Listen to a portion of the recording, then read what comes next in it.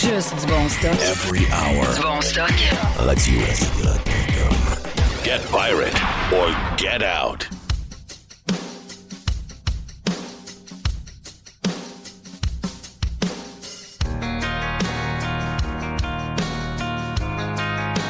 Off the drop, and David went forward, and nearly got a shot on. McCarr sends it around. Marner waiting. Connor McDavid scores! Connor McDavid for Canada! Jerry, t'es salué, mon ami. Yes! Juste un petit mot pour, bien sûr, souligner la super victoire d'équipe Canada hier soir contre les États-Unis. Quel match extraordinaire. Quel match incroyable. Quel succès pour la NHL. Quel succès pour le hockey en général. Quelle soirée magnifique. Regarde, match âprement disputé jusqu'en prolongation. Il n'y avait pas d'espace, il n'y avait pas rien, mais c'était en même temps spectaculaire. Et regarde, gros bravo à Binnington. Binnington qui a été critiqué pas mal au cours de la semaine. Ah, il est ordinaire, mais Binnington s'est toujours présenté dans les gros matchs. Entre autres, il l'avait fait en Coupe Stanley avec les Blues, justement dans le building des Bruins. Et il a prouvé encore qu'il était un goaler de grandes occasions malgré ses faiblesses techniques et tout. Donc, gros match, gros but pour McDavid qui avait une soirée difficile, il faut le dire. Et gros face-off pour McDavid. Grosse passe de Marner et superbe but de l'équipe canadienne. Superbe victoire, regarde, extraordinaire. Donc, gros match. Bravo. NHL, ça va être tough cette semaine. Ça va être tough samedi soir de recommencer à écouter la NHL jusqu'au playoff. My God. Et quelle bonne idée. Match des étoiles, plus jamais. Please, please, please. Mr. White me dit, écoute, j'ai peut-être des choses à te faire entendre pour finir la semaine. Donc, un genre de lab de Mr. White pour ouvrir. Très intéressant. J'ai quelques petites affaires aussi que j'ai gardées on the side pour vous autres pour ouvrir le show d'aujourd'hui. Pour la gang sur le live et sur le Prime. Donc, tout le monde, toute la grande famille est ensemble. Mr. White, qui est dans un nouvel environnement cette semaine. Donc, il faut le dire. Je sais que ça n'a pas été une semaine facile pour toi. Donc, bravo. La première semaine est faite. Pour les gens qui connaissent, notre ami Mr. White travaille avec Pro Tools pour la première fois depuis qu'il est... On travaille avec un autre système d'éditing d'audio. Et là, on est tombé dans la famille Pro Tools. Donc, on a eu une semaine un peu spéciale. Donc, tous les repères étaient perdus un peu, même si habituellement, ces systèmes-là se ressemblent. Celui-là est un peu plus complexe. Mais Mr. White a un bon défi. Mais tu vas passer à travers. Tu vas passer à travers. Non, Qu'est-ce que tu as gardé comme cote audio qu'on n'a pas entendu cette semaine? Moi, pas de thème, pas de lab. Là. Ah, tu veux avoir un thème? Ben là. Tu veux avoir un thème? On va t'organiser ça. Mon gars. Ça prend la poule. OK, parfait. Le labo de Mr. White. Pas de thème, pas de lab. Non, ça prend poule. Je suis d'accord, ça prend poule. OK, donc on commence avec quoi, Mr. White? Lis le nom de ma première cote. OK, t'as peu, je vais aller sur le mur en question. J'avance ça. Care all... Care au-dessus d'un nid de coucou. OK, parfait. OK. Eric Kerr. Oui, Eric Kerr. Ben là, lui, c'est j'imagine que c'est notre Dodge québécois, non? Ouais, je sais pas. C'est notre Musk québécois. Ah, c'est... Hey boy. C'est notre Musk, c'est notre gars de techno. Ça va super bien parce que là, il y a la vérificatrice générale. Tu sais, il y a une vérificatrice générale qui check un peu ce qui se passe. Oui. Ben, un petit peu, écoute, c'est un petit peu du... c'est ça. Ça sert à rien. Là. Non, c'est ça, je suis en train de me... Ça sert absolument à rien. Elle fait un rapport par année. Fait un rapport par année, le rapport est tabletté. Voilà, ça se termine là. Il y a un article, ça finit là. Mais là, l'affaire de Saclic, là, tu te rappelles de ça? Oui. Ça avait été... Ben écoute, il y avait un gros budget là-dedans. Le budget, c'était censé coûter 638 millions de dollars. OK. Puis finalement, la vérificatrice générale, elle a déterminé que ça a coûté 1,1 milliard. OK, mais il paraît que c'est pas fini. Là. Non, c'est pas fini. D'ailleurs, c'est tellement pas fini que ça marche pas tant, là, à ce que je comprends. Là. Donc, il y a eu des problèmes avec ça, mais là, ça a été drôle parce que là, tu sais que Alain Laforêt, qui est toujours à l'affût dans les corridors... Le genre de journaliste qui ressemble un peu à Père Noël. Oui, puis là, il est allé mettre un micro d'en face, puis il a demandé à Éric Kerr la question que tu vas entendre, puis la réponse surtout. Écoute, si tu veux imaginer la face de Kerr, là, il avait l'air d'un chevreuil. Il y avait des lumières de RAV4 d'en face. Je sais qu'Éric Duhem a réagi, a dit 1,1, c'est 1100 millions de dollars de votre argent pour un système informatique de la SAC. C'est incroyable, pareil. C'est incroyable. Mais là, les politiciens, écoute la réponse, OK? Oui. Là, ils ne prennent pas la responsabilité du tout. Là. Ben non. Du tout, pas tout. Nerveux, inquiet. Pourquoi nerveux? Scandalisé. Scandalisé par ce que j'ai lu dans le rapport. Sincèrement, il va y avoir des gestes à poser, clairement. Quel geste, M. Kerr? Ben, écoutez, on va analyser le rapport plus en détail, mais ce que la vérificatrice générale nous dit essentiellement, c'est que la SAAC a donné la mauvaise information aux dirigeants, là, que ce soit le ministre des Transports, Conseil du Trésor, moi, son propre conseil d'administration a été mal informé, désinformé par rapport à la situation réelle et les décisions qui ont été prises sur la base d'informations qui n'étaient pas exactes. Ah, il était intouchable. Lui, il n'est pas dedans. J'ai pas eu la bonne information. C'est incroyable. Ouais. L'autre, il dit, êtes-vous inquiet? Il dit, inquiet? Pourquoi je serais inquiet? Ouais, je suis pas inquiet. Moi, je perdrai jamais. Je suis découragé, là, mais je suis pas inquiet. Ouais. Ça. Non, il n'est pas inquiet de zéro, lui. Lui, il est ministre de la cybersécurité et du numérique. Non, lui, il est en stainless. Ah, lui, c'est un gars en stainless. Ce gars-là a de quoi sur François Legault. Il y a quelque chose dans son Il y a de quoi, ce gars-là. Moi, je le dis depuis des années, ce gars-là a quelque chose dans sa... C'est impossible qu'il soit encore là. C'est impossible qu'il soit encore là. Garde. Non, c'est spectaculaire. Je ne sais pas pourquoi on fait ça par nous-mêmes. C'est quoi qui est terrible? Pourquoi on a la SAC? Et la première question, c'est... J'ai jamais compris, moi, pourquoi on a la SAC? Hey, donnez ça à quelqu'un, donnez ça à contrat à quelqu'un, je ne sais pas. Là. Si on n'est pas capable de l'opérer nous-mêmes, juste en informatique, ça a coûté 1100 millions de dollars. Il semblerait qu'on a du monde à l'interne qui ont travaillé là-dessus, mais comment ça a pu coûter 1 milliard 100 millions? Comment ça a pu coûter 1 milliard 100 millions?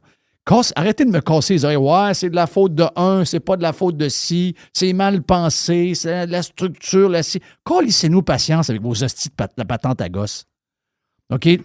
Des hosties de patente à gosse à la marde. C'est ça, le gouvernement. C'est ça, un gros gouvernement. C'est ça qu'il faut couper. Anyway, c'est jamais de la faute de personne. C'est pas de la faute des gars en charge, c'est pas de la faute des architectes, c'est pas de la faute de ci, c'est pas les codeurs, c'est pas le ministre, c'est de la faute à personne, c'est le fucking no fault site. Regarde, donnez ça à quelqu'un, puis crissez-nous patience, vous n'êtes pas capable. On vous enlève le contrat, on va donner ça à quelqu'un d'autre. On va donner ça à une compagnie en dehors qui va décider de faire la job pour le gouvernement. Donne ça au monde qui font l'application McDo. Là. Ouais, ils sont pas pires, ça. C'est sûr que ça va marcher au moins. Là. Je sais pas qu'est-ce qu'il y a de tough là-dedans. Là. Je sais pas c'est quoi. Je comprends pas. C'est pas mon domaine à moi. Je connais pas ça. Là. Mais il y a des places dans le monde que ça existe, des systèmes de même. Puis, il n'y a pas de scandale de même. Pourquoi il y a des scandales de même chez nous? Il y a des scandales dans plein d'affaires partout. Mais ça, nous autres, on est spécialisés. Toutes les affaires d'informatique au gouvernement du Québec, c'est un fucking nightmare. Ça nous prend un doute. C'est pas de notre faute à nous autres. Nous autres, on est parfaits. C'est l'autre pour les boss. On a eu la mauvaise information. Ouais. Quoi d'autre, mon ami Jess? T'as-tu déjà appelé le 311, toi? Vous autres, avez-vous déjà C'est quoi, appelé... ça, le 311? Le 311, dans des villes, de ce que je comprends, parce que moi, je n'ai jamais appelé là, c'est le service aux citoyens. OK. Et lors de la tempête à Montréal... Aucune idée, c'était quoi? Lors de la tempête à Montréal, ils ont reçu... je lis l'information ici, là, ils ont reçu 5000 appels au 311. OK, mais le monde appelait pourquoi? Pour dire qu'il y a de la neige dans sa rue. De la neige, j'ai ça. Là. Je ne sais pas si c'est exceptionnel d'avoir 5000 appels. Moi, ça me paraît beaucoup. Là. Mais c'est énorme. Et pendant ce temps-là, elle est où, Val? Elle est à Montréal, Val. Non, elle est en Colombie. Non, mais on l'a vu dehors. Peut-être, sauf qu'elle a fait une vidéo en direct de la Colombie. C'est ça, j'en ai parlé un peu. Je pense que c'était avec... OK, je ne parlais pas ça d'hier, on vient mêler. Mais c'est une vidéo qui a été placée dans son Instagram, qui a été faite à un autre moment. Mais c'était comme un drôle de moment de mettre ça. Non, parce que Valérie, on la voit en ville. Elle a son stock d'hiver, puis sa cagoule, puis tout est là. Mais voici ce qu'ils nous ont mis sur le site ouais, écoutons ça. de Valérie... C'est quoi son nom? Plante. Oui, je partais pour dire la plante. Valérie Plante. Me llamo Valeria Plante. Soy la alcaldesa de Montreal in Canada. And I just went for a beautiful day in Parque Alpi. And it was fantastic. And I think everybody should be going there for a few hours, taking the teleférique and then enjoying all the nature. And it's right in the middle of Medellin, but then you feel like you're in a different world, a different city, a different place. So it's just fantastic. So you gotta go. If you come to Medellin, you have to go to Parque Arby. Pourquoi c'est en anglais? Je ne sais pas. Mais pourquoi ils ont mis ça là? Je sais pas, parce que là, je suis en train de lire une affaire du Journal de Montréal. Ouais, c'est pas clair. Non. Est-ce que pendant la tempête, elle est encore là-bas? Je sais pas. Mais je sais une chose, on l'a vu dans la rue cette semaine. Elle est peut-être revenue d'urgence, je sais pas. Mais il y a quelque chose. Ce vidéo-là n'a pas d'affaire à diffuser en ce moment. Les Montréalais n'ont pas la tête à ça 0, 0, 0. Parce qu'il semble que le vidéo a été publié par le parc dans lequel elle était. OK. Sur le Instagram du parc. OK. Tu sais, mais là... Mais quand est-ce que ça a été tourné? Quand est-ce que ça a été fait? Après les questions du journal, la publication a disparu du compte de la mairesse. Ben là, décidez-vous, c'est-tu le parc ou la mairesse? Ah non, le texte est à chier. Je l'ai lu, le texte, là. Tu sais pas c'est là, tu sais pas, tu sais rien. C'est écrit par un handicapé, là. C'est quelqu'un qui est plus là pantoute, là. C'est quelqu'un qui a été sa daube la nuit. Tu peux pas comprendre le texte. C'est quel compte? Était où? Es-tu là? Es-tu pas là? Fuck! On sait hein, que ce vidéo-là a été publié dans des journées où la seule chose que les Montréalais veulent entendre parler, c'est quand est-ce que ma rue va te dégager. C'est la seule affaire qu'ils veulent entendre. Tu sais, ils ont toujours le mauvais timing. Ils n'ont pas de focus, ce monde-là. Ils peuvent bien déneiger des pistes cyclables avant de déneiger la rue. Ils peuvent bien être en train de fucker Montréal comme personne ne l'a fucké avant. Ce monde-là, puis elle, en plus, elle s'en va. C'est ça. Elle est plus dure, elle n'est plus là pas tout. Elle n'est plus là pas tout. What's next? Tu connais-tu Reg Big Mac? Oh non. Ça, c'est un personnage TikTok. OK. Et là, Reg Big Mac a parlé des tarifs. Et OK. des Québécois vis-à-vis des tarifs. OK. Bon, c'est le genre de discours que tu pourrais avoir, mais Reg Big Mac, il a sa couleur à lui. OK. On écoute Reg. Ah, vous êtes là? Salut ma gang de boycotteurs. Mes taxis carbone. Ah, hier matin, faut que je vous parle de quelque chose que j'ai vu passer pas mal sur TikTok et sur Facebook. Il fait une couple de semaines que je vois passer ça aux nouvelles. Ah, boycottons Amazon. Je te rappelle mon hostie de sans-génie, puis je parle à toi le sans-génie, pas à celui qui était réveillé à côté. Je te rappelle mon hostie de sans-génie que moi, Amazon, s'il n'avait pas été là dans le temps du calice de vaccin, de QR code de calice, d'acheter des couches à mes enfants au Walmart, avec un QR code, ben, j'en aurais pas eu de stock. J'aurais crevé de faim, j'aurais manqué de stock. Puis Amazon, c'est qu'est-ce qu'ils faisaient, eux autres? Ils venaient chez nous à tous les jours. Ils m'emmenaient ma bouffe, ils m'emmenaient mes trucs, ils m'emmenaient mes bottes pour mes enfants, ils m'emmenaient tout ce que j'avais pas le droit d'acheter nulle part parce que j'avais pas le droit de rentrer. Bon point. Déjà, mon asti que tu m'empêchais de rentrer dans un aréna pour aller voir mon gars jouer au hockey pour un rhume. Fait qu'à cette heure, tu vas manger de la merde si tu penses que je vais boycotter Amazon. Puis si tu penses que je vais boycotter les Américains, tu vas manger de la merde aussi. Fait que sur ça, mon asti de tout croche, bonne journée, bye. Salut, bye. Là, il y a un très bon point, là. Oh, Très bon point. C'est Si, boire. Reg Big Mac. Hey, c'était vrai pareil. Imagine-toi comment on a mis au monde Amazon pendant la COVID. On ne pouvait pas rien acheter, même pas des bottes. Il y avait du plastique alentour des bottes. Le monde ne pouvait pas rentrer dans le Walmart. Ça prend le code QR. Il y avait une genre de patente, genre de machine. C'était quoi cette affaire-là?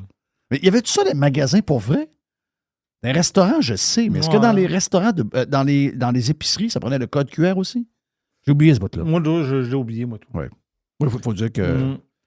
Faut dire que à cette époque-là, j'ai blanqué des affaires. J'ai enlevé des choses de ma mémoire. Parce que j'avais pas de viré fou. Code QR, c'était au restaurant. Je pense pas. C'était au restaurant? Oui, c'était pas à l'épicerie. OK. Je pense pas. J.D. Vance.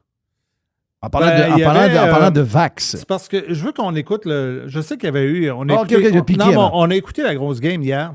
Il y a eu une grosse game de hockey hier, mais pendant le temps qu'il y a eu l'affaire des 4 nations au hockey, là, qu'on a toutes capoté en écoutant ça, c'était le fun, il y a eu le match des étoiles de la NBA. Puis à ce que je comprends, il y a des vedettes qui ont décidé de ne pas y aller. Ouais. Puis Piqué, il a été questionné là-dessus, puis là, il a fait un rant. Tu vas voir, là, ça dure 1 minute 56, ça passe super Mais il faut dire aussi, au-delà de ça, beaucoup de gens, des podcasters de basket, beaucoup de gens dans le milieu du basket ont comparé les deux événements. Ils ont comparé, c'est ça. Et ils ont dit « fuck le basket ». Et tu sais que le basket a une très mauvaise année. Les codes d'écoute du basket se sont écroulés de 50%. C'est quand même bizarre. Je ne sais pas trop pourquoi. Okay. Il se passe de quoi que le basket? Je ne sais pas si ça a un lien avec les 3 points et les patentes de même. Tu sais, Jerry dit que tout le monde essaye juste les 3 points. Il dit qu'il n'y a plus de game. Donc, il y a de quoi qui se passe. Puis là, il y a du monde, même dans des podcasts de basket. Hey, by the way, j'ai écouté le match de hockey entre le Canada et les États-Unis. My God, c'est-tu bon? Puis là, j'ai dit à ma femme, fuck, je fais plus de podcasts de basket, on fait des podcasts de hockey. Le hockey, c'est hot. Nanana. Donc là, il y a de quoi. Ça a été une tough semaine pour le basket. Je pense que le hockey a gagné beaucoup avec cette semaine-là. Puis Piqué, il a comparé un peu... C'est arrivé par accident. Non, tout ce que je voulais dire, c'est que Piqué, il a comparé un peu l'aspect, tu sais, la culture des deux sports. C'est lui, il voulait mettre ça comme en confrontation. C'est de ça un peu qu'il parle. Puis vous allez voir, ça dure une couple de minutes, mais Piqué, il est tellement clair quand il parle. C'est incroyable. Ah, Piqué est bon. What are you playing for? Like, if you're really about it, if you're really about sports, then you're about two things, your teammates and the fans. And I'm sorry, it doesn't matter how much money you're making. When you do not show up to play, you're letting your teammates down. When you do not show up to play, you're letting the fans down that are paying you 40, 50, 60 million. I don't care if you're getting 300 million. Congratulations. But these people in here are paying $2,500 a ticket, $5,000, that are blue-collared, hard-working people. If you don't get your head wrapped around that, you shouldn't be in pro sports. Because how are we going to grow? How do we expect you to be an example? Well, guess what? You don't want to be? You are one. You're on the biggest stage. You just said it.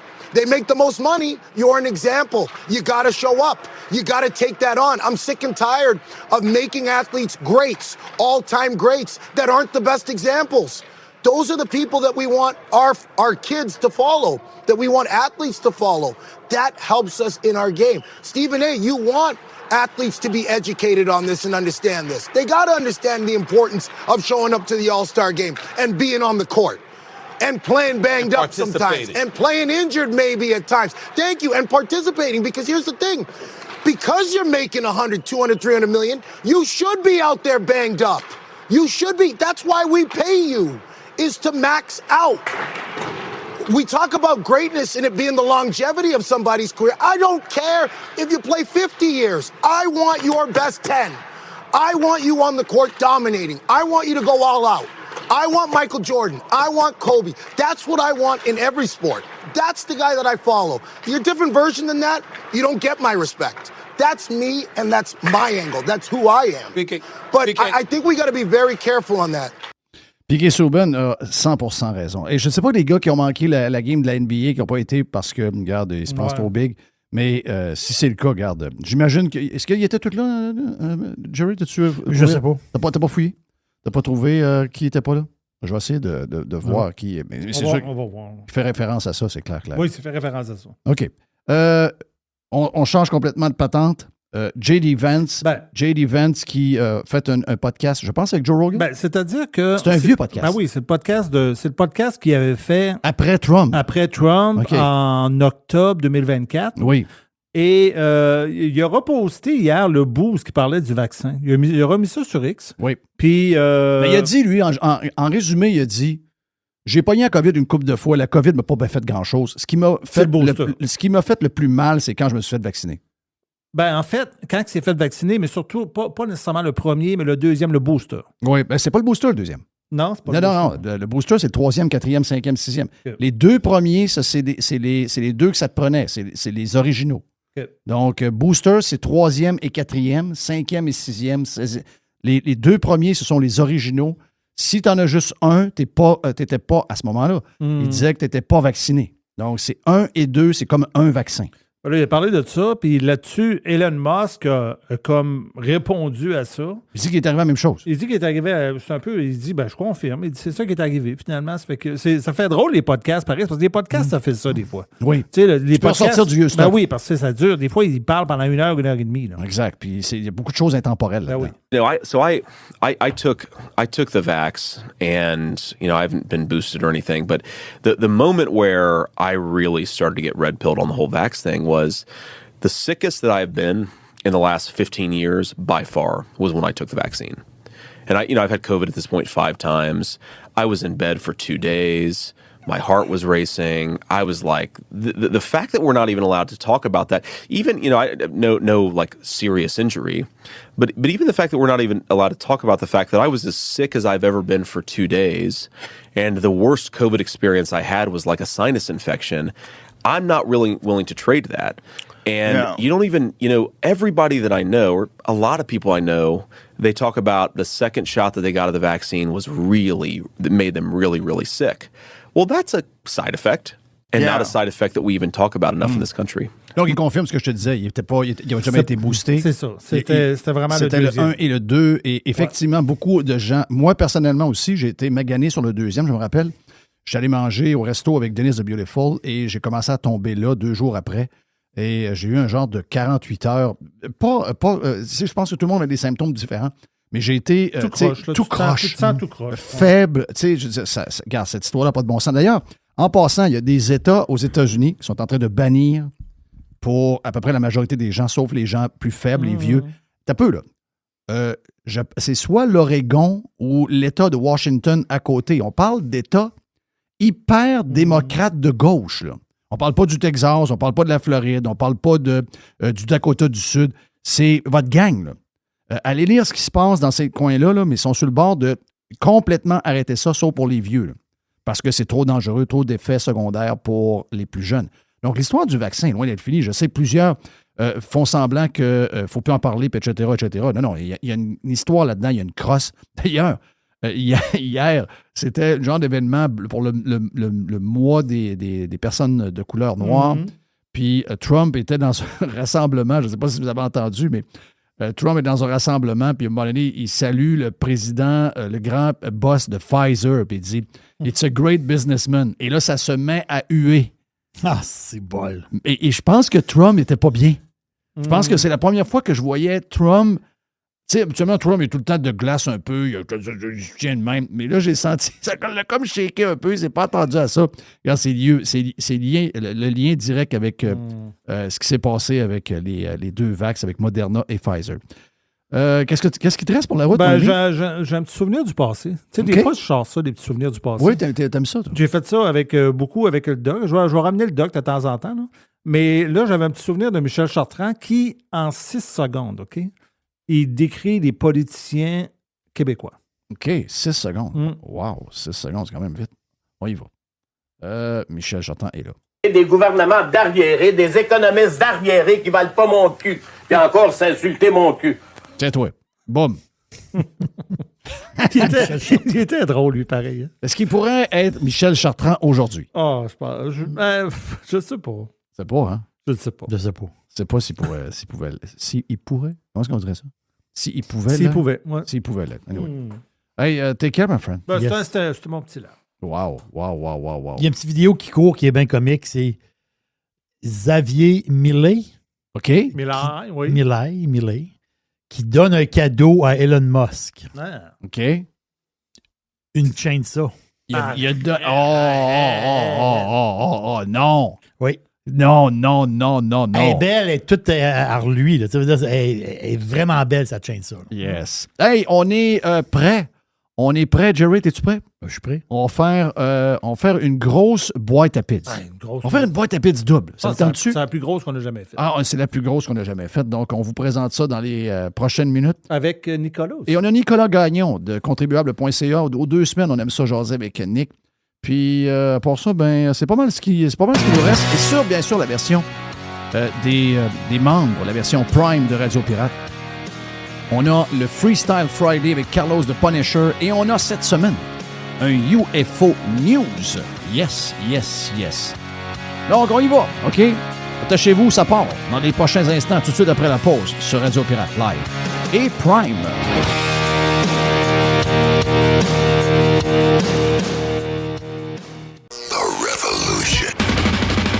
Radiopirate.com.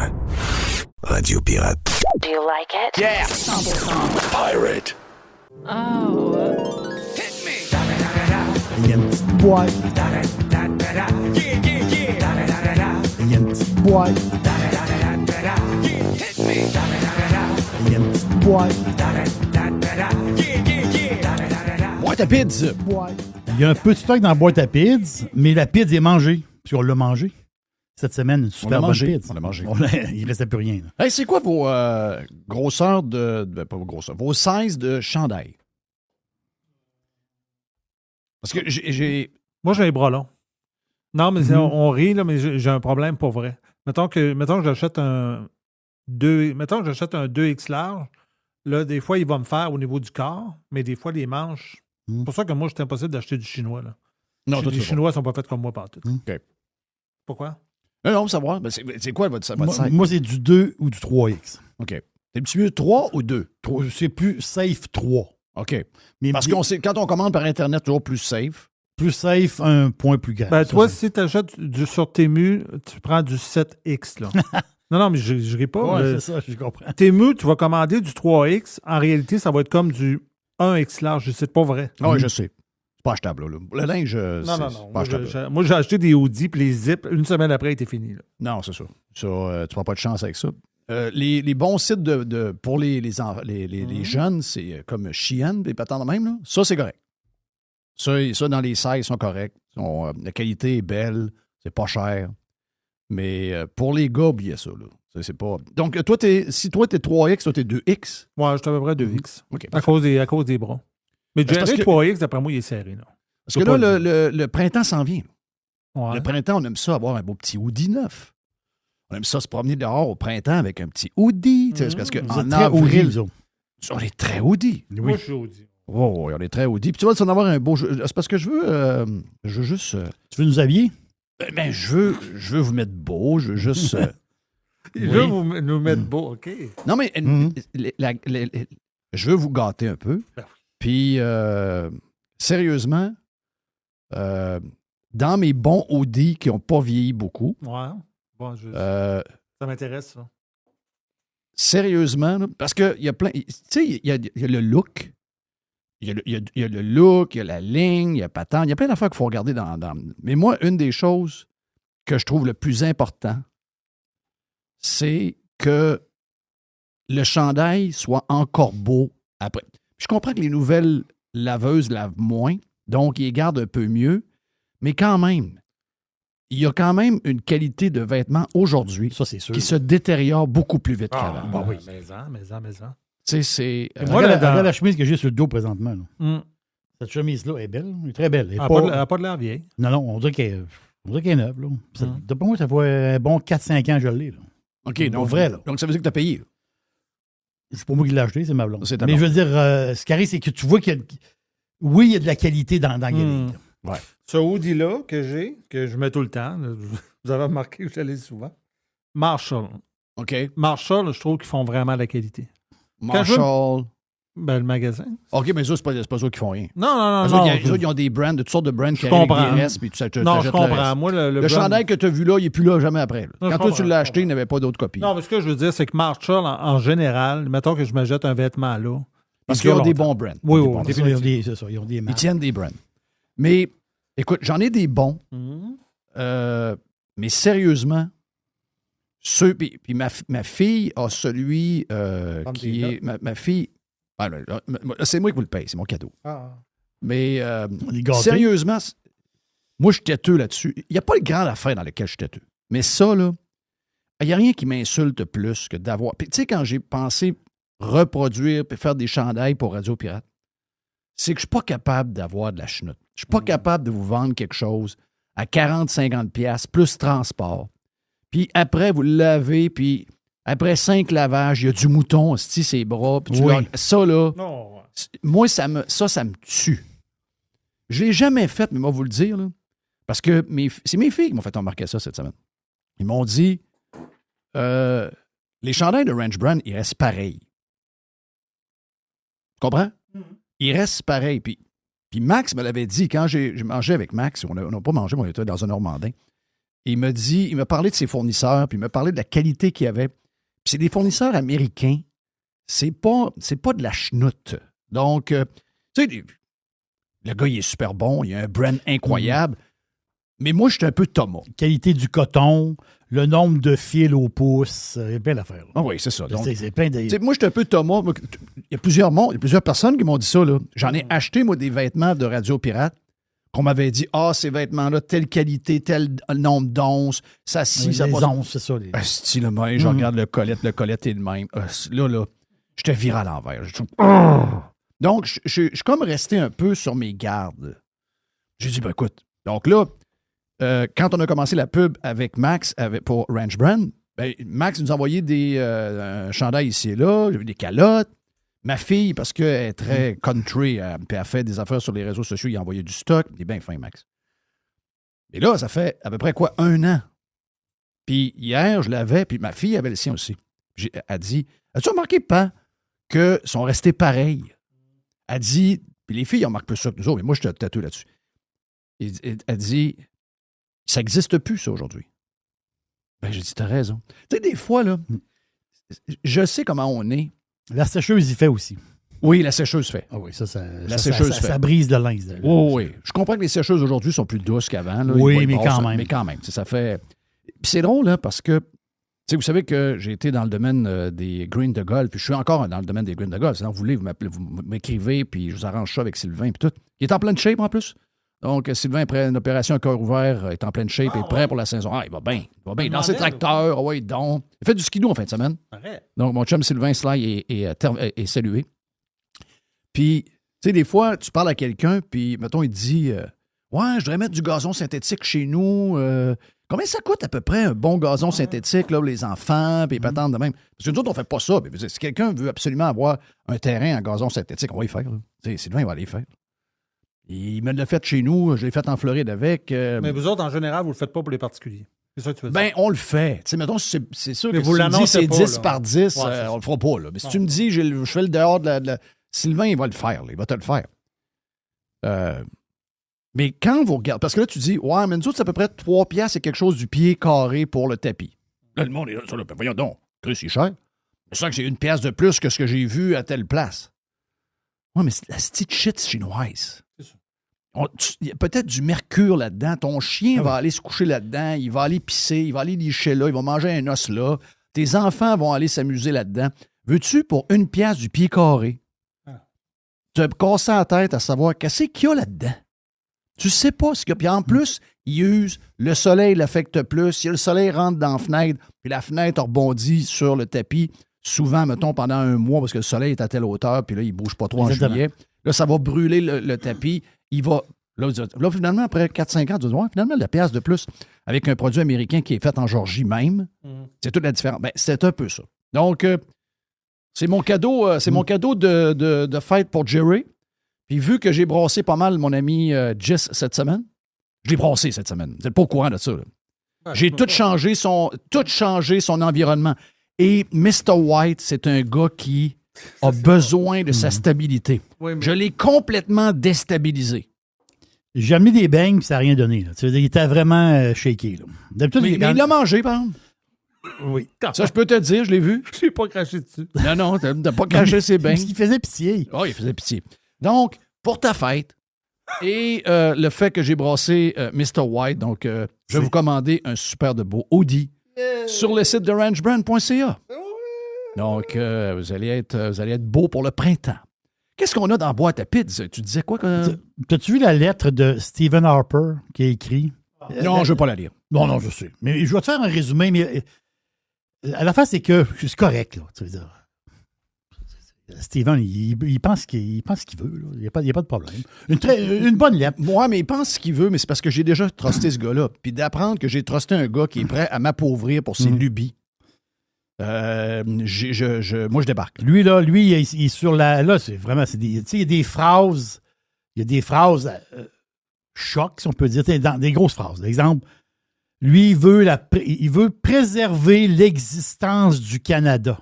On s'entend. C'est des grosses phrases. C'est des fois de même. Puis lui, il dit, qu'est-ce qu'il faut faire? OK.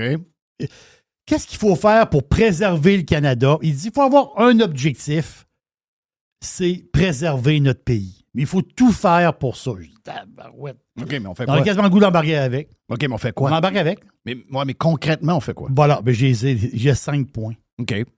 Il y a 5 points. Mais juste avant de dire les points, c'est quand Trump a annoncé les histoires de tarifs? C'est quand, ça? Là, il y a eu 2 passes, là. Oui, mais la première passe, le premier shake, fin janvier. Oui. Ah, parfait, OK. Fin janvier. Moi, je regarde mon calendrier sur mon téléphone, puis les journées passent, là. On arrive le 20 février. On va arriver à la fin du mois, là. Donc, dans quelques jours, ça va faire un mois. Oui, ça achève, là. On a fait quoi depuis ce temps-là, d'ailleurs? Ah, voilà. Voilà. Et là, c'est là mon point. On n'a rien fait. Lui, Harper dit, le premier point qu'il faut faire, éliminer les barrières commerciales interprovinciales. Ah, oublie ça. Ça, c'est facile à écrire, mais Voilà. ça n'arrive pas dans la vraie vie. Ils ont-tu commencé à jaser par rapport à ça? Non. Merci. Mais ça fait combien de temps? Ça fait 2 mois. Ça fait 2 mois qu'ils jasent de ça, mais il n'y aura rien de ça. Toutes les provinces le font et les pires chiens sales, c'est le Québec là-dedans. Voilà. OK? Le Québec, ben non, il faut protéger la langue, puis on va protéger les gars de lait, puis protéger le beurre. Puis des bouteilles de vin de l'Ontario qui rentrent ici. Ouais. Sont pas à SAQ? Non, ils sont pas à SAQ. Tu peux pas commander du vin à la LCBO par Internet. Le restaurant peut-tu acheter des caisses de vin dans le Niagara? Non. Non. Non. Il veut pas. Non. OK, bon. Donc, ils ne se sont pas organisés encore pour Zéro. ça. Bon, parfait. Zéro. Le deuxième point de Harper, baisser les taxes et impôts. OK. Ça n'arrivera jamais. Y a-tu quelque chose? On se prépare à ça. Là, ça arrive. Mais non, Chris, son indépendance par-dessus la tête. C'est more. The same old. C'est la même shit, là. Voilà. Là, il vient d'annoncer un investissement de 100 milliards hier pour un fucking train qu'on n'a pas besoin, là. Ah, voilà. Oui, c'est ça, là. Bon, OK. Moi, je pense. Hey, Jeff, t'es pas pour ça, la technologie puis les transports. Je fais pas tout ça, moi. Moi, si tu me dis qu'il y a un gars de l'Arabie Saoudite qui vient de le bâtir pour rien puis que j'embarquais dedans pour 99$ aller-retour, je suis in. Mais il va dire, y a-tu quelqu'un qui pense qu'on a le moyen de se payer un fucking train de 100 milliards? Réduire au minimum les subventions. Ah, voyons donc. Qu'est-ce qu'il dit là, lui? OK. Chris, déménage aux États, c'est ça que tu veux. À date, là, va-t'en aux États. Va vivre en Floride, là. Ça ressemble pas mal à ça. T'es pas à bonne place, là. Enlever des couches de réglementation. Parce qu'il y a des couches de réglementation ici. Ça n'arrivera pas. On en rajoute des couches ici. On n'en enlève pas. T'es-tu en train de me dire que François Legault va enlever la loi 96? Non. OK, parfait. On arrête là. Mais ça se termine là. Voilà. Puis 5e, extraire nos ressources naturelles comme jamais on l'a fait dans l'histoire de notre pays. Non, mais es-tu sur le fentanyl, lui, Chris? Qu'est-ce qu'il raconte là, lui? Ben, c'est ça, le Canada. Ça, c'est des comment on dit ça, des vœux pieux. Oui, mais c'est juste ça. Ça, c'est juste de l'écriture. Garde l'article. Voilà. On s'en reparle dans 5 ans. Exactement. Puis tu me diras s'il y a moins de règlements. Tu me diras s'il y a du commerce entre les provinces. Voilà. Tu me diras si les taxes et les impôts ont-tu baissé? Les taxes et les impôts. Tu me diras s'il y a des pipelines puis qu'il y a du gaz d'extrait du sol québécois. Tu me le diras, voir. On va garder la lettre de Steven. Ben, voyons. N'importe quoi. Là, tu vas dire, oui, mais ça vient d'arriver. Je comprends que tu ne peux pas construire un pipeline en un mois. On comprend ça. Mais on s'entend-tu que présentement... Je comprends même pas que c'est pas commencé. Ben, ça devrait bouger là-dedans. On s'entend-tu que les histoires de barrières... Tu signes un papier. Tu dis, les barrières au Canada, c'est fini. Toutes les affaires de barrières, c'est fini. Puis la main-d'œuvre, elle peut se prendre d'une place à l'autre. Mais non. Mais non. Steven, je sais que tu es très Canadien. Je comprends ça. Mais ce que tu dis, puis la réalité du Canada, c'est d'autres choses. Le Canada, c'est un pays fini, Steven. Je sais, je comprends ton amour du pays. Ah, puis ses idées sont bonnes. Sa liste est très bonne. La liste est extraordinaire. C'est la liste de Radio Pirate. C'est la liste de Radio Pirate. Mais il n'y a rien de ça qui va arriver. Il n'y a rien de ça qui va arriver. Y a-tu des choses concrètes qui ont été faites vraiment depuis qu'il est arrivé cette affaire-là? Là? Non, depuis on s'en va sur un mois. Là. Il n'y a rien de fait. Rien. Rien de fait. Le monde est en crise, OK, mais là, pouvez-vous arrêter d'être en crise 5 minutes et vous demander, bon... on fait quoi, là? Les nôtres, ils ont fait quoi, là? On a-tu réglé des patentes? On a-tu pas pire? C'est ça. On n'a rien fait. Rien. Absolument rien. Hey, l'astéroïde, là. Ça, c'est jasé pas mal, l'astéroïde. Mais la face, c'est que je suis allé fouiller un peu là-dedans, la patente. Là. C'est que, OK, 3,1% de chance qu'elle frappe la Terre. Une chance sur 32. C'est ça. On parle d'un morceau qui est entre 40 et 90 mètres. Ouais, de diamètre. C'est gros, mais je veux dire... Mais ça. Mais la face, c'est pour vous donner une idée, mettons, en Sibérie, en 1908, il a tombé un morceau de 50 mètres de diamètre. Oui. Dans la Sibérie. Ça l'a écrasé 2 km carrés de forêt. La forêt, là, c'est en pleine forêt. La forêt était comme des brins d'herbe. Là. Dans une forêt, là, la forêt était... C'est comme une détonation de bombe nucléaire. Exactement ça. Celle qui est tombée en Sibérie, c'est 200 bombes d'Hiroshima. Mais on dit que celle-là aussi, c'est 200, non? Parce que j'ai lu cette semaine, à moins qu'il y ait un autre calcul qui a été fait. Ça dépend de la grosseur, parce qu'il l'estime entre 40 et 90. OK. Pour donner un exemple, dans l'Oural, c'est aussi dans le coin de la Sibérie, là, l'Oural, les montagnes. Là, en 2013, il en a tombé un. Mais il y avait 15 mètres de diamètre, un morceau. C'est 35 bombes d'Hiroshima. C'est un peu plus petit, la banane. Mais dans l'histoire de la Terre, là, il y en a eu, là. Ah non, il y en a eu plusieurs, mais il y a eu des gros. Il y en a eu des gros. By the way, la Lune est formée grâce... La Lune, hein, est formée grâce à un astéroïde. Un astéroïde. L'astéroïde est arrivé, c'est contact, mais c'est un astéroïde. C'est comme moitié astéroïde, moitié planète, là. Est arrivé sur la Terre, ça a fait boum, ils se sont cognés. Ça a fait une espèce d'anneau de débris. Avec la rotation de la Terre, ça a fait un moton, ça a fait une boule. Ça fait de la Lune. Sans doute causé par les énergies fossiles. C'est ça, exactement ça. Il y a 3 milliards d'années, il a tombé un gros... C'est ce que je veux dire par là, c'est une mauvaise joke, là, mais comment on est petit dans l'univers? Ah, c'est incroyable.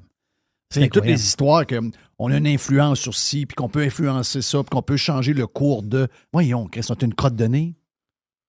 On est une crotte de nez. Des gros morceaux, il a tombé dans le coin de la... C'est-tu de la Virginie, ça? Chesapeake Bay? Dans le coin de Washington? La baie de... C'est en Caroline, ça? En tout cas, il est tombé un morceau dans la mer. Ben, de ce que je comprends, ça, c'est vraiment à l'entrée du... T'es dans le Maryland? Dans le Maryland. Puis t'es dans le Maryland, mais t'es à l'entrée de Washington. Oui, c'est ça. Moi, je passe par là souvent. J'adore ce coin-là. Dans la mer, il est tombé une roche, là. Une grosse roche, là. Puis ça a fait un tsunami épouvantable. Après ça... Mais c'est peut-être un peu plus loin. C'est l'autre gros... C'est-tu la place où il y a le gros pont avec le tunnel? Je vais essayer de... Parce que des fois, je mets ces coins-là. Mais une chose est sûre, tu descends sur la 301, je pense. C'est au large de Chesapeake Bay. OK. Dans la mer, c'est là qu'il est tombé. Il y en a eu un autre gros morceau dans le Yucatan. Énorme morceau dans le Yucatan qui est tombé là. Et c'est cet astéroïde-là qui a éliminé 70% des espèces vivant sur Terre, dont les dinosaures. Oui, exact. Et le cratère le plus visible, parce que souvent, c'est des cratères qui ont été faits des millions d'années, mais le plus visible, il est... je suis sûr que des pirates qui l'ont déjà visité, là. Lui, il est tombé il n'y a pas si longtemps que ça. Ben, c'est sûr. En âge d'homme, c'est long. Mais il est tombé il y a 50 000 ans. Est-ce que je peux te corriger l'histoire? Oui. Donc, effectivement. Donc, quand moi, je descends sur la 301, je coupe à Annapolis. Donc, je prends le Grand Pont, qui est un peu la même baie, là. En fait, c'est la même baie. Mais quand vous prenez le pont-tunnel au bout de Ocean, vous descendez. Ocean City, ça? Ouais, vous descendez puis vous ramassez dans le coin de.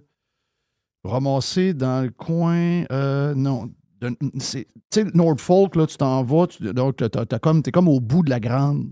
T'es comme au bout de la grande Island. Île. Puis là, ben, c'est comme un tunnel, puis toute la patente. Ça, c'est Chesapeake Bay. OK. Mais c'est la même place. Oui, c'est ça. C'est au large. Dans la mer, là, au large, c'est là que la roche est tombée. Exact. Il y avait eu un tsunami épouvantable. Là, tu vas dire, comment ils font pour le savoir? Mais c'est des archéologues, la patente. On n'était pas là. On n'était pas là, mais ils savent qu'il y a un tout, que c'est tombé dans la mer et qu'il y a eu un tsunami complètement sauté. Là. Puis comme je disais, le plus visible, c'est le cratère Barringer, en Arizona. Donc, il est situé, si on regarde une carte vite, là, autrement dit, à l'est de Vegas. Donc, c'est sûr que c'est loin entre les deux, là, entre les deux villes. Mettons, on se repère. Là. Entre Vegas et Albuquerque, entre les deux à peu près, là, il est là le cratère de l'Arizona. Donc, lui, il a 50 000 ans. Lui, il a 200 mètres de profondeur, 1,2 km de large. Puis c'est une bonne boule là, qui est arrivée là. Puis le cratère, c'est l'affaire, c'est que ce cratère-là, il est beau, le cratère. C'est dans le sens qu'il n'a pas été effacé par le temps, un peu, là, mais tu vois vraiment que c'est le cratère le plus défini sur Terre. Parce que dans Charlevoix, il y en a un cratère.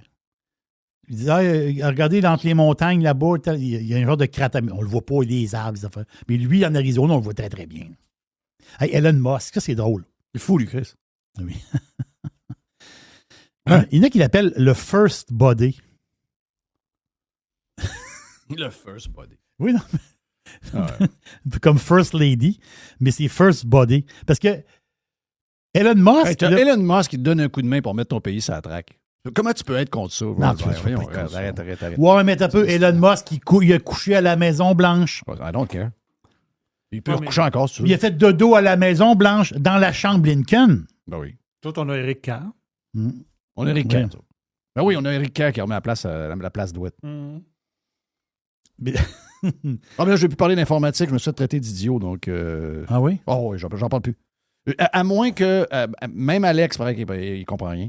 Donc, mais là, j'ai demandé à un de nos pirates qui est là-dedans, j'ai dit, regarde, moi, j'ai aucun problème, je suis à l'aise à être idiot. Moi, j'ai pas d'orgueil. J'aime pas me faire insulter, mais j'ai pas d'orgueil.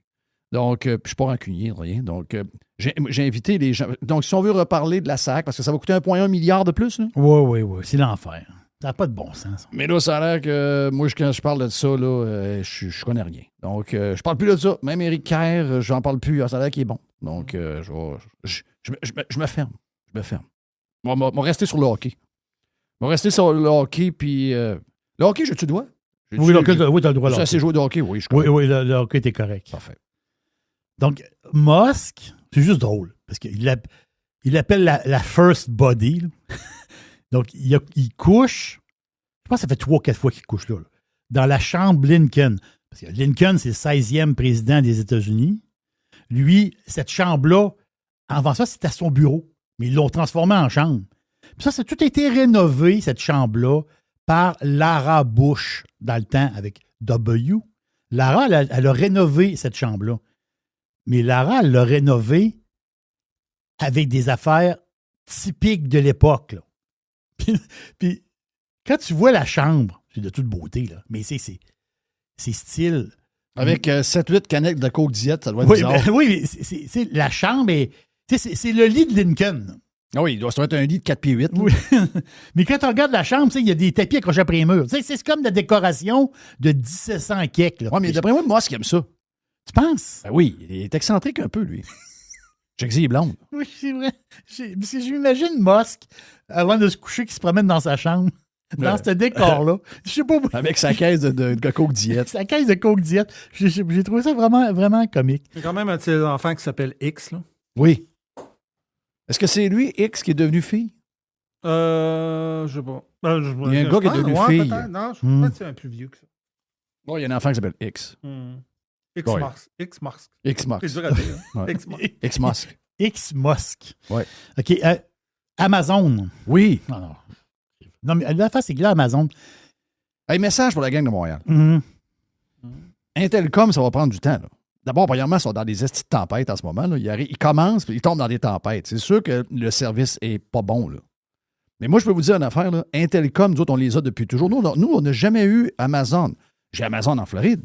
Mais à Québec, on n'a jamais eu le service de Amazon. Ça a toujours été Intelcom qui s'est occupé de toute la distribution. Puis moi, je suis dans le bois. Là. Et je commande des affaires, puis je reçois le lendemain, même le lendemain d'une tempête. Donc, don't worry, be happy, be patient. Ça va s'arranger. Les trucks sont un peu bizarres. Les gars sont pas super sympathiques, mais ils livrent habituellement en temps opportun. C'est juste qu'à Montréal, ça risque de prendre une couple de semaines avant de rôder à patente.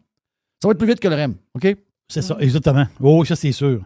Puis c'est la tempête de neige à Montréal, ça s'est jamais vu en 127 ans. Mais c'est pas vrai, là. C'est pas vrai.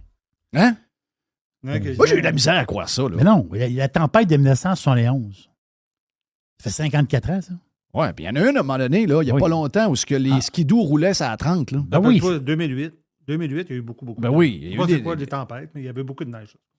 Et elle, de 71, elle a 80 cm. Là.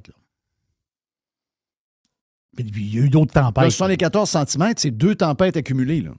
C'est pas une tempête de 74 cm, c'est 2 jours. C'est ça. Mais elle, de 71, là, c'est du 3 au 5 mars. Parce que c'est pas une tempête. Tu sais, c'est long. Ouais. C'est une accumulation, là, à pu finir. Là.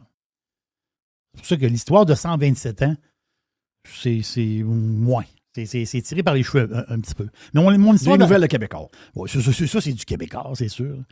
Mais la nouvelle d'Amazon, c'est qu'Amazon, en 2022, ils ont sorti le chéquier. Là. Oui. Ils ont fait un beau chèque. Ils ont fait un chèque de 8,5 milliards de dollars. Ils ont acheté MGM. Qui? MGM. Non, mais qui a acheté? Amazon. OK, ouais. Oui, ils ont acheté. Oui, c'est vrai. Une trolley de films a pu finir. Une trolley de patentes d'émissions de TV a pu finir. C'est 20 000 la patente de TV, c'est 4 000 quelques films, puis il y a du stock. Les autres, ils ont acheté, là, ils ont acheté le catalogue au complet de MGM. Mais là-dedans, il y a quoi? Il y a James Bond. Oui. Oh, James Bond. Donc, James Bond est dans patente. Là, Amazon, ils ont dit hier, ils ont dit que parce que la franchise de James Bond, OK, c'est ceux qui s'occupent de ça, les producteurs historiques. Ben, c'est la Fleming quelque chose. Ben, c'est elle qui a repris ça, c'est Barbara Broccoli. Oh. Elle, Barbara, c'est la fille d'Albert Broccoli ou pas tant de choses. Là. Et la sœur de Annie, probablement. Ouais, peut-être pas. Mais en fait, c'est que c'est lui qui était le producteur des James Bond. Broccoli, c'est un Italien, un gars de New York. Là. C'est un pur gars de New York, un Italien de New York. OK, je pensais que c'était full British, ça. Non, le producteur des James Bond, Albert Broccoli, c'est un Italien de New York. Pur Italien. Et puis la face, c'est que lui, il a fait sa vie à Los Angeles, là, dans le temps. Là. Mais c'est sa fille qui avait repris ça avec un autre gars. Là. Mais là, Amazon, Amazon sont allés voir la madame. Là, ils ont dit, ouais. Là, il dit, t'es productrice, telle affaire.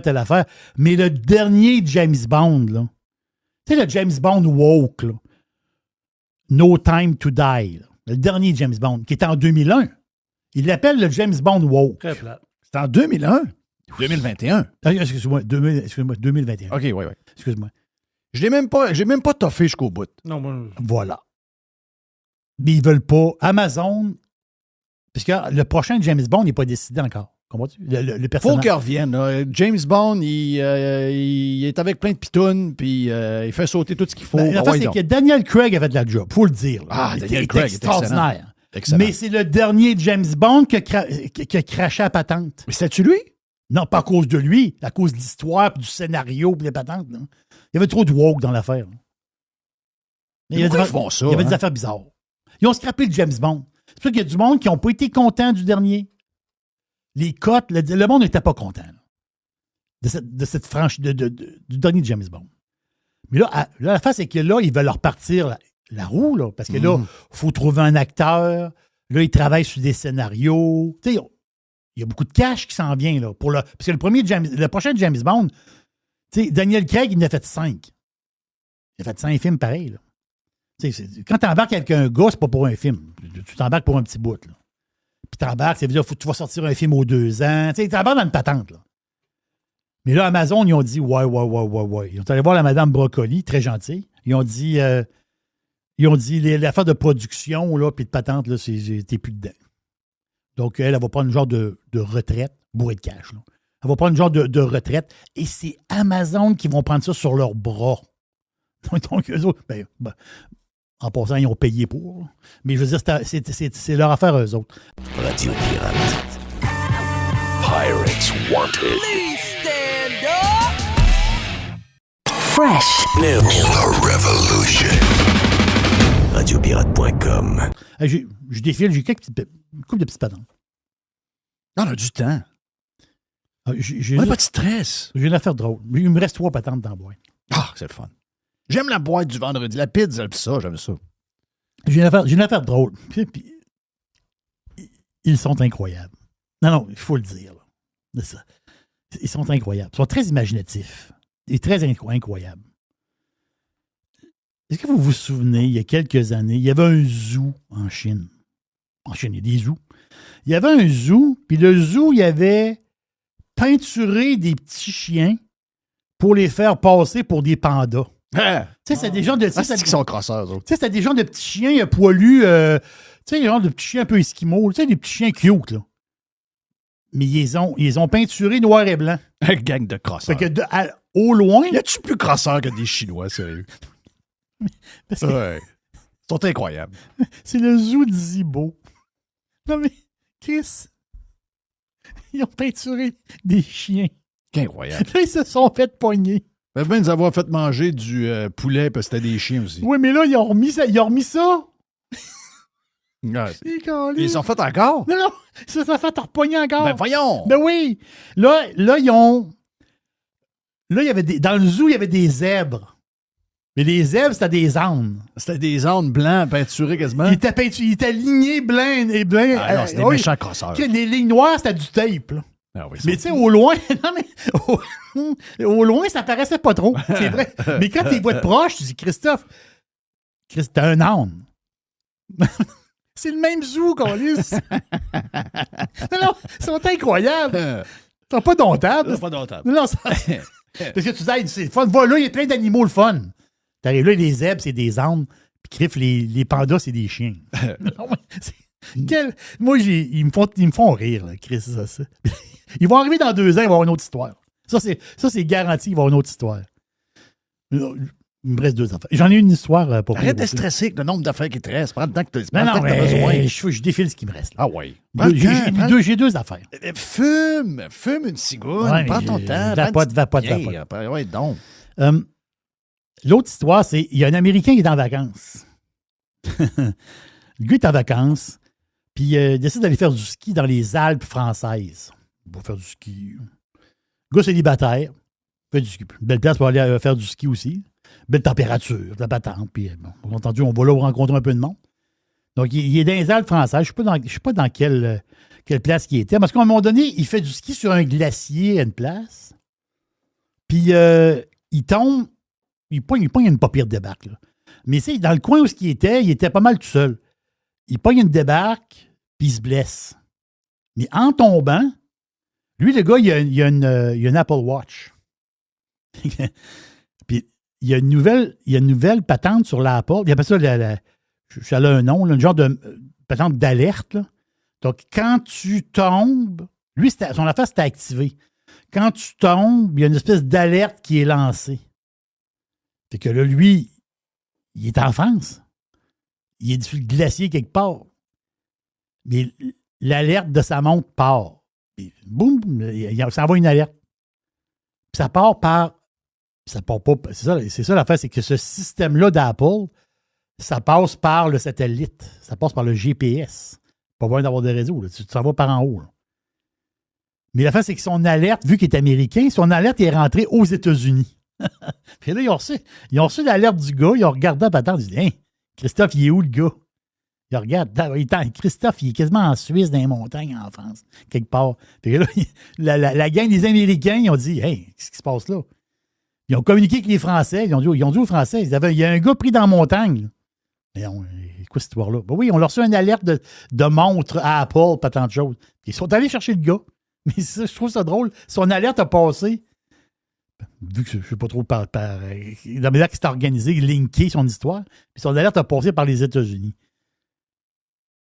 Mais la grosse patente. Il y a un peu de boursicotage là-dedans, Jeff. Ah, ben oui. Il y a toujours un petit peu de boursicotage quelque part. À un moment donné. La plus grosse compagnie au monde agroalimentaire, dans la bouffe, la plus grosse compagnie au monde. Okay. Et de loin. Est-ce que c'est Nestlé? C'est Nestlé. Okay. Voilà, c'est Nestlé qui est... c'est immense. Là. Ça veut dire c'est à pu finir, Nestlé, comment c'est gros. T'as les gros dans l'agro... On parle d'agroalimentaire, t'as Mondelez, t'as Unilever, t'as Kraft Heinz, t'as Tyson Foods, General Mills, même Pepsi en fait partie, parce que Pepsi... Oui, c'est du breuvage, mais il y a beaucoup de grignotines. Les chips, c'est de la bouffe. Là. Après ça, Danone, on peut en dire une gang. Là. Cette compagnie-là qui a plus que 100 ans. Nestlé, c'est suisse. Les autres, là, sont éparpillés dans tout. OK? Le café, le chocolat, la bouffe à chien, à chat, puis Purina, puis il y a plein de marques, là. Donc, il y a beaucoup de bouffe pour les animaux, c'est Nestlé. Là. Beaucoup. Tu t'en rends pas compte, mais c'est Nestlé. D'un céréales, les Cheerios, puis des marques très connues. Après ça, les céréales, c'est à l'infini. Là. Après ça, la crème glacée, Häagen-Dazs, c'est eux autres. Il y a plein de patients de crème glacée. Ils sont dans l'eau, Nestlé. T'sais, Perrier, ça appartient à Nestlé. Là. San Pellegrino, ça appartient à Nestlé. Vous voyez un peu à patente? Tu sais, des plats congelés, Stouffer's, les bébelles, ça finit plus. C'est l'infini, c'est la plus grosse compagnie agroalimentaire, ça a boule. Mais là, Nestlé, ils ont le stock présentement, là, il est à son plus bas depuis 2018 ou 2019. Présentement. Nestlé, en ce moment, sont comme fourrés. Ben, fourrés. Je ne sais pas qu'est-ce qui va se passer. C'est que les matières premières, sont-ils dans matières premières, eux autres? Le cacao, le café. Toutes les affaires qui sont en train d'augmenter au bout. Voilà, c'est ça. Toutes les matières premières. Fait que Nestlé, depuis quelques années, avec la hausse des matières premières, mais à un moment donné, ils sont fourrés. Je donne l'exemple. Juste de cette année, là, OK? Je pense, on va prendre 2024, là, sur un an, mettons. 2024 à aujourd'hui. C'est un jump de 4,5 milliards de dollars. Pensez à ça, là. Sur le coût de toutes les matières premières qu'ils achètent, les autres. Cacao, telle affaire. Il faudra qu'ils payent 4,5 milliards de dollars de plus. Ils n'achètent-tu du stock, eux autres? Non, ils achètent les usines partout dans le monde. Mais de plus, le coût des denrées, c'est 4,5 milliards de plus. Là, il faut le payer. Bien, ils le payent, les autres. Ils vont le payer. Mais là, ils ont 4,5 milliards. Il faut qu'ils fassent quelque chose. Là. Mais là, ils ont Nestlé, ce qu'ils ont fait, c'est qu'ils ont coupé un peu d'indépenses. Mais à un moment donné, la compagnie, elle ne peut pas mettre tout le monde dehors. Non, ils ont coupé dans le gros une petite affaire, ils ont taponné là-dedans. Après ça, ils ont coupé dans la publicité. Nestlé fait beaucoup de publicité un peu partout. Donc, ils ont coupé un peu dans la publicité, telle affaire. Tu ne peux pas tout couper non plus en publicité. Là. Il y avait déjà du cash, Nestlé. Il y avait de l'argent à ramasser. Compagnie bourrée de cash. Ils ont pris du cash pour éponger le 4,5 milliards. Ils ont tout fait ça. Puis il reste 3 milliards au bout. Puis le 3 milliards, il va aller directement où? Sur la hausse des prix, la hausse des produits. Fait que on l'a pas fini de voir des hausses. C'est la morale de l'histoire. Oui. On l'a pas fini pas de voir des hausses. Nestlé s'est fendu, Jeff. L'article que j'ai lu, c'était passionnant. Là. Parce que c'est moi qui s'y connaissent. Là. Nestlé se fend le derrière pour pas monter les prix. C'est normal, t'as de la compétition. Ils n'ont pas le choix. Fait qu'ils vont monter les prix, puis les autres, ils veulent pas le faire, mais ils sont obligés de monter les prix. Fait que, en montant les prix, qu'est-ce qui se passe? Ben, le monde, il consomme un peu moins, il consomme un peu différemment. Parce qu'on pense ils boivent un petit peu moins de café. Le monde, ils vont couper quelque part, les autres, ils veulent pas. Donc, l'analyse est excellente. Tous les produits Nestlé, ils vont tous éparpiller ça, là, puis tous les prix vont monter un petit peu. Puis là, un des analystes d'un gars de Barclays, là, la grosse banque Barclays, l'analyste disait, il disait en ce moment, Nestlé, c'est une aubaine à la bourse. Là. Parce que le stock est... le code, c'est NSRGY. Parce que le code, la compagnie est cotée en Suisse, mais il y a un ADR coté aux États-Unis, là, à New York. Mais l'affaire, c'est que c'est drôle ce qu'il disait l'analyste. Il dit en ce moment, c'est un bargain. Nestlé, c'est un bargain à la bourse. Puis le stock il est à son niveau 2018. C'est un aubaine, une compagnie de cette classe-là. Mais il dit c'est un bargain, mais on ne l'achète pas. Il dit, voyons, c'est un bargain, tu l'achètes. Non, il dit ça sert à rien de l'acheter. Il dit il n'y aura pas de reprise réelle pour Nestlé avant 2027. Donc, pourquoi l'acheter tout de suite? Il dit, oui, c'est un bargain, ça va rester un bargain encore longtemps, mais c'est impossible qu'avec la hausse des matières premières présentement, que Nestlé s'en sorte d'une manière. Dans le sens que ça me fait réfléchir. Je dis, tabarouette. On est vraiment dans un tourbillon inflationniste. Là. On est pris là-dedans. Là. On est pris là-dedans. Ça augmente. La bouffe à chien. Tu sais, on dit, les animaux, la bouffe à... On est rendu cher. Ben oui, c'est rendu cher.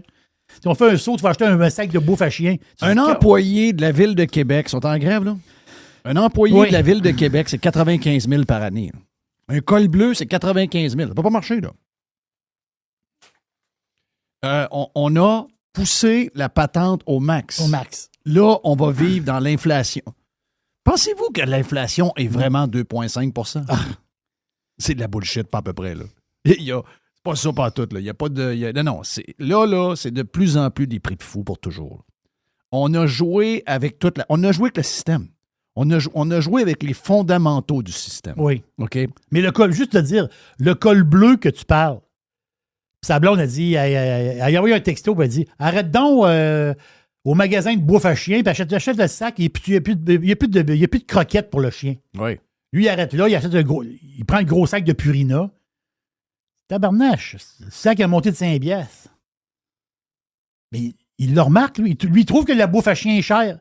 Mais il gagne 95 000 pareil. Pas ce qu'on comprend, on est... Tant mieux pour lui. Ce que je veux dire, ils n'ont pas rien volé, mais je veux dire, combien ça prend de maison? Ce que je veux dire, le tourbillon va arrêter quand? Après ça, demandez-vous pas pourquoi vous payez 3 000 $ de plus de taxes sur vos maisons que vous en payez il y a 5 ans. On est rendu qu'on paye nos cols bleus 95 000 par année. Tu sais, je veux dire, donc, si on applique toute cette philosophie-là à tout, ben, si vous pensez que quand il y a juste un groupe qui peut exagérer sur une augmentation de salaire ou un salaire qui est un peu démesuré par rapport à l'ouvrage qu'ils font, ben, toutes les autres vont suivre, incluant le gars qui travaille chez Nestlé, incluant le fournisseur de Nestlé, incluant le pays producteur, etc., etc. Regarde, je veux dire, on est dans une spirale inflationniste qui a été causée par nous-mêmes. Et une fois que tu embarques là-dedans, c'est quasiment... c'est un aspirateur. C'est tellement dur de s'en sortir, oublie ça. Hey, juste vous faire entendre deux petites affaires avant de finir cette boîte à pids. J.D. Vance a un message pour les jeunes. My message to young men is don't allow this broken culture to send you a message that you're a bad person because you're a man, because you like to tell a joke, because you like to have a beer with your friends, or because you're competitive.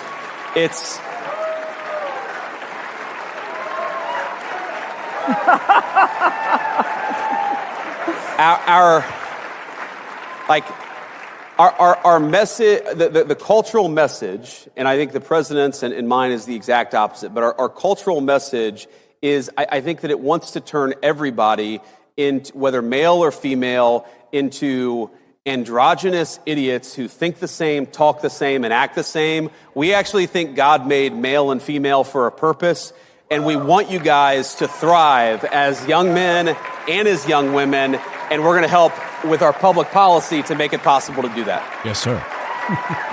Yes, sir. Yes, sir. Yes, sir. Au Québec, tu sais que c'est un extrémiste, ça. Là. Ben oui, c'est de l'extrémisme au bout de ça.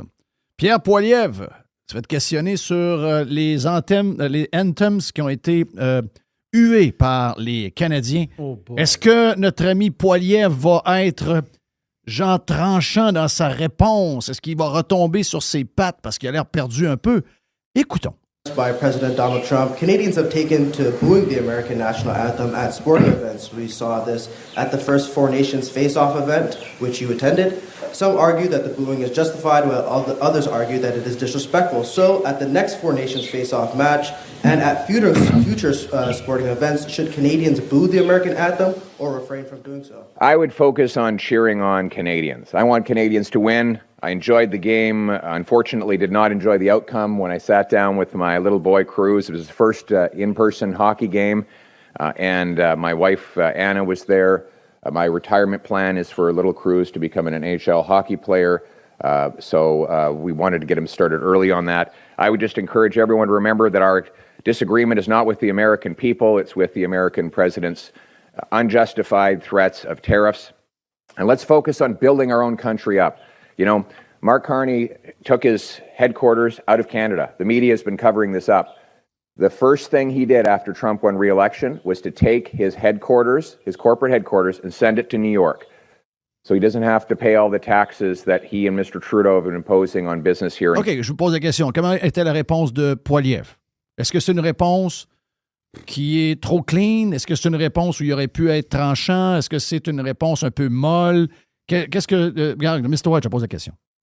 Ben, on est tellement habitués de nos politiciens au Canada qui naviguent un peu, qui sont pas capables exactement de dire ce qu'ils pensent. Que moi, je suis pas Parce surpris. que ce qu'il pense, il a goût de dire que ça n'a pas rapport. Oui, mais il le dit pas. Mais il l'a pas dit. Non. C'est ça. Il veut pas le dire. Pour pas insulter les conservateurs qui ont trouvé ça correct. Mais les politiciens ici, ils disent jamais ce qu'ils pensent. C'est ça qui est énervant. C'est ça qui est étonnant, Steve. Je le sais qu'il a le goût de le dire. Je le sais qu'il a le goût. Mais, ben, on devrait. La réponse est correcte. Mais dis-le, ça se fait pas. Dis-le, ça se fait pas. Il aurait pu dire non, je suis pas d'accord avec ça. On devrait crier plus fort pour notre propre équipe. Puis après ça, on devrait se donner les moyens pour pas que ça arrive. Mais oui, mais dans sa gang, il y a une gang, il y a des sous-groupes qui votent pour toi. Ah, je sais. On m'arrête de sous-grouper. Là. C'est ça, mais ils sous-pèsent. C'est ça avec qui est allé au hockey, t'as-tu vu? Il était avec Richard Martin. Oui, c'est ça. Il était avec Ricky. Rick qui avait endossé Jean Charest. Mais Richard, il a dû triper pour la game, pareil. Ben oui, c'est sûr qu'il a dû triper. Puis sais-tu quoi? Sais-tu quoi? Je suis certain que Poilievre, dans la vraie vie, il est beaucoup plus tranchant que ça. Oh. Puis Richard l'est aussi. C'est ça. Puis je suis certain que les deux s'entendent très bien. Puis Richard aurait dû appuyer. C'est le même genre de gars. Mais là, Richard il est étouffé, peur des médias, peur de déplaire, peur de la manchette. Tellement étouffé qu'il ne l'a pas appuyé. Puis non. Puis Chris, l'autre est rendu pareil. Puis ça va finir comment? Ça va finir avec une victoire de Carney parce que les gars ont joué la trappe, je vois le vert. Par contre, Poilievre a dû en apprendre un peu sur le hockey en étant à côté de Richard Martin. C'est sûr. Le coach en sort tout le temps. Tout le temps. Ben voilà pour la boîte. Thank you, man. Il y a une petite boîte. Il y a une petite boîte. RadioPirate.com. A definite breakthrough step in home entertainment. Radio Pirate. Do you like it? Yeah. 100%. Pirate.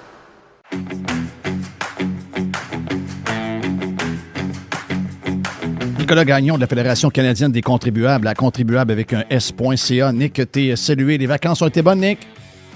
Oui, écoute, ça fait du bien d'être autant loin de l'hiver que des discussions à répétition sur tout ce qu'on a déjà entendu parler au cours des dernières semaines, les guerres de tarifs, Donald Trump, puis toutes ces affaires-là. Ça faisait du bien de décrocher un peu de l'hystérie collective qui s'est réinstallée au Québec au cours des dernières semaines. Fait que, ouais, décrocher puis aller à l'autre bout de la planète, ça a fonctionné, mais malheureusement, je veux dire, je suis revenu, il y a eu une tempête de neige, puis soudainement, ben, on en revient d'un bon vieux sujet. Donc, n'en reste que ça fait du plaisir. Ça fait plaisir d'être de retour au travail, mais j'aurais préféré étirer le séjour un peu plus longtemps, mettons. Là. Mais ça va quand même shaker le futur du Canada, ce qui est en train d'arriver, parce que on s'en allait vers un gouvernement conservateur, plus responsable, moins dépensier, qui allait probablement faire un genre de... Ben, puis tu sais, ça, j'en veux peut-être à Pierre Poilievre d'être assis sur ses mains depuis à peu près 3 semaines. Très peur de se rapprocher de Donald Trump et de l'administration Trump, mais je pense que tout le monde comprend que si on s'en va vers un Doge canadien, ben c'est les conservateurs qui pourraient faire ce genre de patente-là, c'est coller à leur programme. Et là, ben, ce qui arrive, c'est qu'entre autres, les Québécois, c'est les Québécois qui sont en train, tout le monde parle des Ontariens, mais c'est les Québécois qui sont en train de faire le switch. Donc, les Québécois sont en train d'éliminer complètement le Bloc québécois pour s'en aller avec Mark Carney. Donc, une nouvelle faveur canadienne au Québec qui est très bizarre. Mais la réalité, c'est que ça aura des conséquences sur probablement le futur du Canada. Parce que là, si on s'en va avec Carney et les libéraux, c'est la continuité du modèle canadien actuel qu'on n'est plus capable de voir son ADN, qui est un modèle qui va nous amener carrément vers la faillite si on continue comme on le fait dans les dernières années. Absolument, surtout que Mark Carney, il s'est fait poser à plusieurs reprises la question à savoir comment il allait ramener l'équilibre dans les finances publiques du Canada, parce que c'est à peu près un des engagements qu'il a fait récemment de dire qu'il allait ramener l'équilibre budgétaire dans un premier mandat, mais il s'est pas engagé à faire aucune coupure dans la fonction publique ni d'aucun programme. Puis il dit qu'il va pas non plus augmenter les impôts d'une quelconque manière. Essentiellement, sa stratégie numéro 1, rendue là, c'est carrément de miser encore une fois sur la croissance économique en se disant que ben éventuellement l'économie va reprendre, puis ça va permettre au gouvernement d'aller chercher plus de revenus, puis de rembourser ses déficits de cette manière-là. Essentiellement, Mark Carney a répété avec des mots un peu plus intelligents ce que Justin Trudeau avait dit en 2015 quand il parlait du retour à l'équilibre budgétaire, qui allait se faire de manière automatique, que le budget allait se rééquilibrer de lui-même. Ben c'était sur cette fameuse mentalité-là que c'était, ou cette logique économique était basée, cette affirmation-là au départ. Puis là, Mark Carney, il continue dans la même direction, mais avec comment dire, des termes un peu plus comptables qui font passer aux yeux d'un certain électorat comme étant quelqu'un d'un peu plus raffiné puis qui connaît un peu mieux ses chiffres, ce qui est vrai, on va lui donner. Il connaît mieux ça que quelqu'un que son background principal, c'est être un prof de théâtre avant d'aller en politique. Ceci étant dit, c'est pas mal du same old. Puis ce qui est assez particulier pour venir aux commentaires que tu as fait par rapport à Pierre Poilievre, c'est vrai que c'est décevant de le voir aller parce que s'il y a quelqu'un qui aurait une certaine légitimité présentement pour aller dealer avec Donald Trump, ça serait peut-être celui qui, selon la population, était considéré jusqu'à récemment comme étant le prochain premier ministre du Canada. Parce que celui qui va être le premier ministre du Canada à partir du 9 mars prochain, c'est quelqu'un qui n'a pas été élu d'une quelconque manière par la population. Je veux dire, au moins, Pierre Poilievre, on peut lui donner, comme n'importe qui à l'opposition, en fait, au moins été élu par ses citoyens. Mark Carney va être assis le 9 mars, puis il n'aura pas été élu d'une quelconque manière à part par les électeurs du Parti libéral. Et c'est lui qui va avoir le mandat d'aller négocier avec Donald Trump et donc de gérer l'économie sous le couvert d'une forme d'urgence économique. Donc, de ramener, encore une fois, là, c'est cette approche qu'on a vue durant la pandémie où est-ce qu'on garoche des chèques dans toutes les directions en espérant protéger les secteurs clés. Ben, c'est à peu près l'approche qu'on semble voir arriver avec Mark Carney, alors qu'il n'a pas été élu. Donc, c'est vrai que là, présentement, l'opposition officielle, il y a une opportunité en or à saisir. Sinon, ils vont se faire bypasser. Et on le voit déjà au niveau des sondages. Donc, Pierre Poilievre doit effectivement revenir à son identité réellement conservatrice. On l'a vu, il y a des sondages qui sont sortis récemment au Québec. Ça devrait justement l'aider. Les questions de ramener à la vie Énergie Est ou ramener à la vie GNL Québec. Pierre Poilievre devrait sauter là-dessus pas mal plus, mais il devrait aussi ramener l'histoire du Doge. Je peux comprendre qu'il a peur de se coller à Elon Musk, qu'il a peur de se coller à Donald Trump, mais ce qui est en train d'être fait présentement, là, on parle de pas loin de 110 milliards de dollars qui seraient économisés présentement dans les différentes coupures que le Doge aurait réalisées au niveau de l'administration américaine. C'est de l'argent en masse. Il y a un sondage que je voyais circuler récemment qui disait, écoutez, ça représente pas loin de 5 000 $ par Américain, cette économie-là. Voulez-vous recevoir un chèque ou préférez-vous que ce soit remboursé sur la dette? les Américains sont un peu ambivalents là-dessus. Il y en a qui veulent avoir une baisse d'impôts directe, ou il y en a qui veulent carrément voir la dette être diminuée. Donc, on voit les opportunités que ça amène.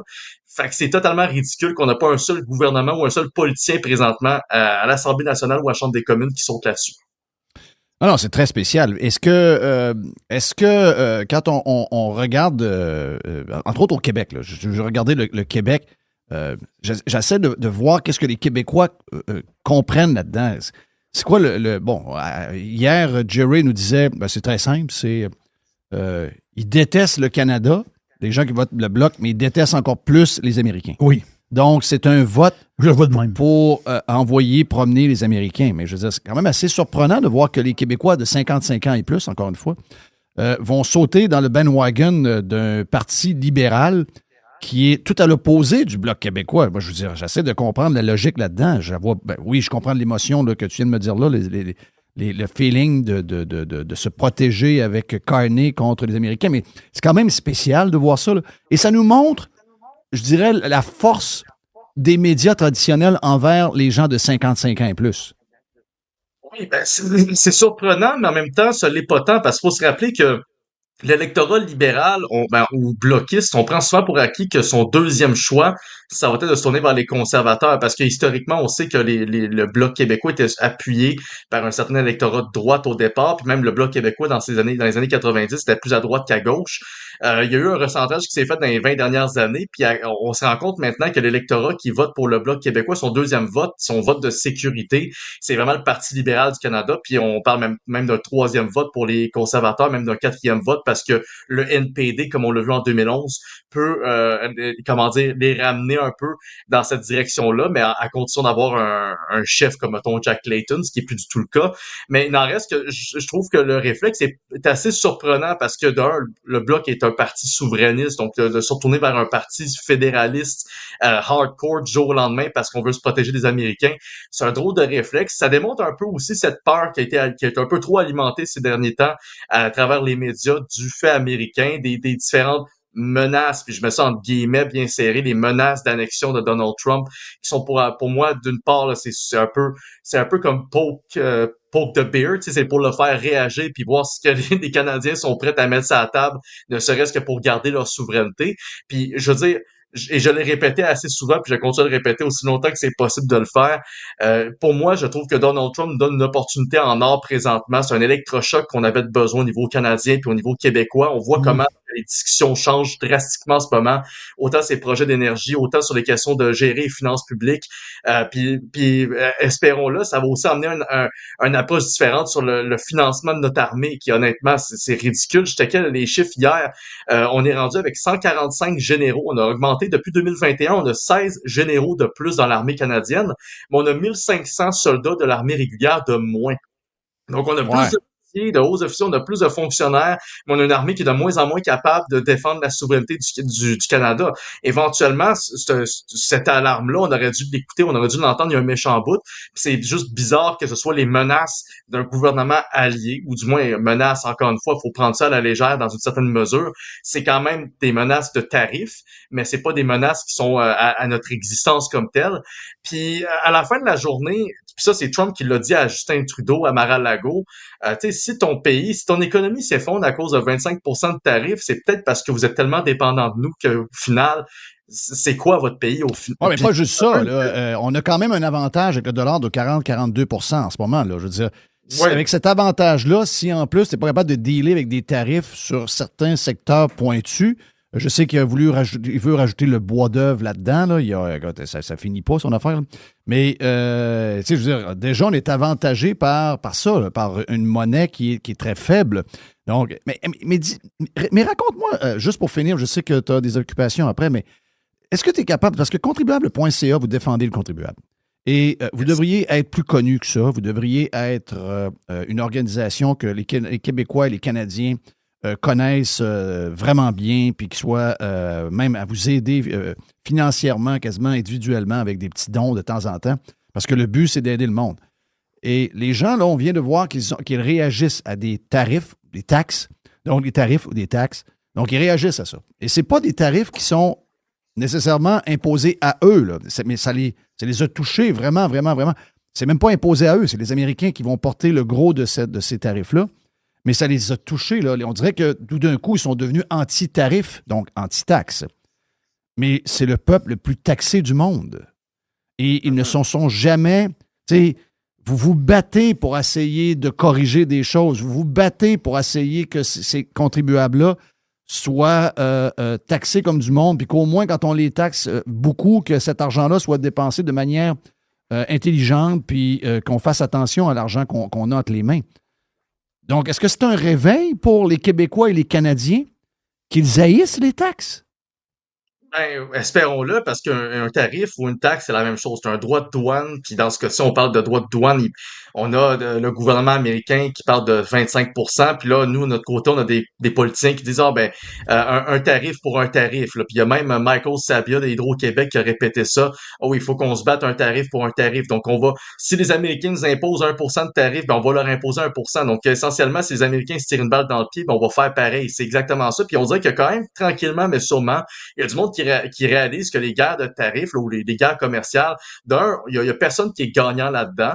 Si jamais nous, on se met à imposer des tarifs sur les produits américains qu'on importe quand même en très grande quantité, ben, ça peut nous péter dans la face de plusieurs manières. Ça va clairement augmenter les coûts de production, puis ça va augmenter les factures dans les épiceries et tout. Donc, c'est sûr qu'au final, si vous avez eu un problème avec la période inflationniste qu'on a traversée, là, ne serait-ce que tout récemment après la pandémie, qui était la pire des 40 dernières années, checkez bien ce que ça va faire des tarifs de 25% sur les factures dans les épiceries, puis dans les commerces, puis dans les entreprises à droite et à gauche. Ça va être refilé aux clients directement.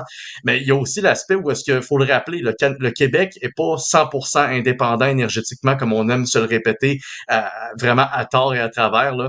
La réalité, c'est que 50% de l'énergie au Québec est importée, puis ça passe par des pipelines qui sont en sol américain. On n'est pas vraiment dans une bonne position pour embarquer dans une guerre commerciale qui pourrait juste empirer si on rajoute également de notre côté des tarifs. Puis à la fin de la journée, c'est ça, c'est quand le monde réalise que ça va les affecter, parce que ça affecte déjà les Américains. Là. Il y a tranquillement, mais sûrement, il y a du monde, il y a des entreprises qui commencent déjà à se rendre à Washington puis à aller demander à Donald Trump de virer de base sur ses tarifs. Écoute, les tarifs de 10% sur la Chine, c'est pas bon pour nous. Là. Ah oui, les deux économiques de ceux qui ont des business sont pas contents du tout, là, en passant. Là. Non, exact. Donc, éventuellement, ce mot-là, il se passe d'un bout à l'autre. Puis à la fin de la journée, il faut comprendre que cette guerre commerciale qu'on vit là présentement est assez transitoire par rapport à ce qu'on va vivre, c'est-à-dire les nouvelles négociations par rapport à l'accord Canada, États-Unis, Mexique qui s'en viennent pour 2026. Puis Donald Trump, il sait très bien, il est pas câble, il sait très bien que on va avoir un nouveau gouvernement canadien d'ici ce temps-là. Si ça se trouve être encore Mark Carney, on va espérer qu'il change son fusil d'épaule puis qu'il fasse effectivement des véritables réformes un peu plus conservatrices fiscales. C'est quand même drôle parce que apparemment Stephen Harper voulait l'engager comme ministre des Finances en 2012. C'est pas arrivé, Dieu merci. Mais il n'en reste que Mark Carney, il doit lâcher le disque sur la taxe carbone. Il doit lâcher le disque aussi là, sur la question de on retourne à imprimer de l'argent comme ça a été en mode pandémie, puis on continue à faire same old, comme c'est le cas avec l'héritage libéral, là, avec les annonces de TGV à 100 milliards qu'on n'a clairement pas les moyens de se payer. Il faut qu'il y ait un changement de fusil d'épaule ou qu'il y ait un changement de gouvernement, qu'on aille vers des conservateurs ou du moins un gouvernement qui a vraiment une stratégie nationale pour renforcer l'économie, faire en sorte qu'on se dote d'infrastructures énergétiques et stratégiques d'importance comme tous les projets qu'on a bafoués au cours des 10 dernières années, ben c'est le temps de les ramener puis miser sur la compétitivité de l'économie. Tu sais, il y a une affaire que bien du monde oublie, là. À chaque année au Canada, on perd 200 milliards de dollars sur notre PIB à cause des barrières interprovinciales au commerce. C'est-à-dire, non seulement on a peur des tarifs, mais on s'impose des tarifs puis des réglementations limitatives entre nous autres au sein même du Canada. Donc, il est temps de mettre fin à ça si on veut se protéger face aux Américains. Sinon, l'annexion, c'est pas mal l'étape la plus logique qui pourrait arriver à long terme si on fait rien pour consolider l'économie de ce pays-là. Merci, Nick. Très gentil. Moi, c'est le mot dans lequel je suis depuis cet événement-là. Je demande à tout le monde. Tout le monde sont en crise. Ah, t'es contre les tarifs? Donc, t'es contre les taxes? T'es contre... Yes, tu te joins à nous! Yes. Donc, c'est une très bonne nouvelle. Thank you, Nick. Ça fait plaisir. Contribuable.ca avec un S.